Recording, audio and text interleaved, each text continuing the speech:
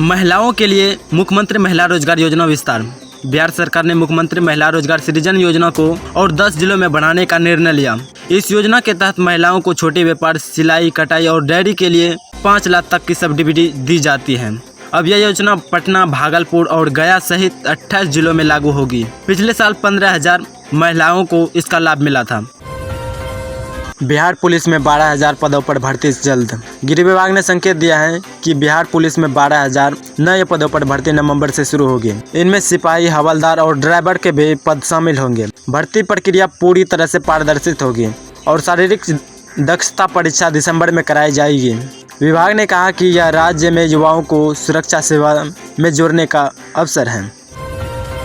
Railway में बिहार के युवाओं को 3,000 पदों पर वैकेंसी। पूर्व मध्य रेलवे में हाजीपुर जोन में 3,000 ऑपरेटिव पदों की घोषणा हुई। इसमें 10वीं पास या IIT धारकों को आवेदन कर सकते हैं।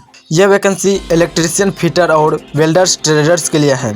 आवेदन ऑनलाइन पोर्टल पर 31 अक्टूबर तक लिए जाएंगे।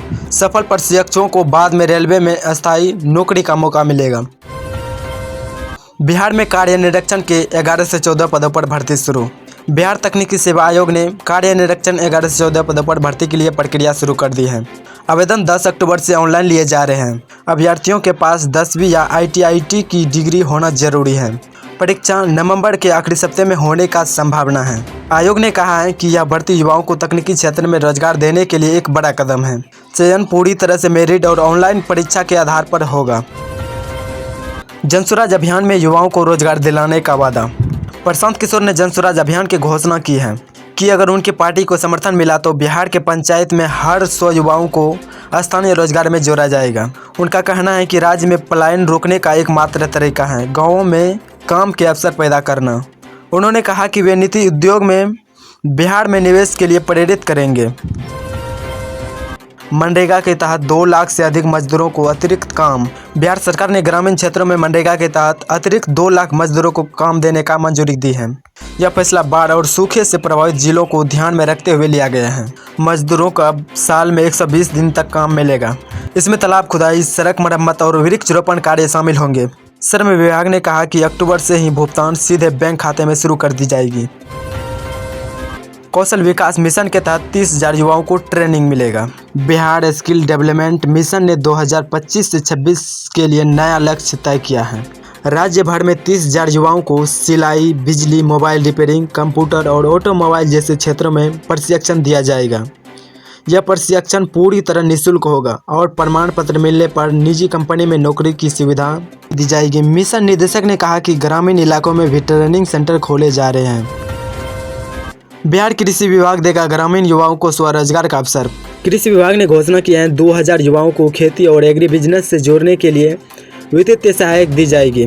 मुख्यमंत्री कृषि उद्यम योजना के तहत हर चयन व्यक्ति को 3 लाख तक का अनुदान मिलेगा। इससे युवा डेयरी, मुर्गी पालन और सब्जी उत्पादन में स्वरोजगार शुरू कर सकेंगे। आवेदन प्रक्रिया अक्टूबर के अंत तक खुली रहेगी।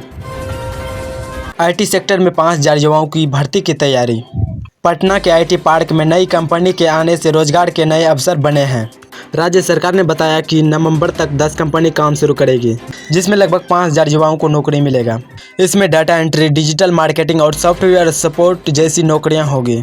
मुख्यमंत्री नीतीश कुमार ने कहा कि बिहार अब तकनीकी क्षेत्र में निवेश और आकर्षित करने की दिशा में बढ़ रहा है।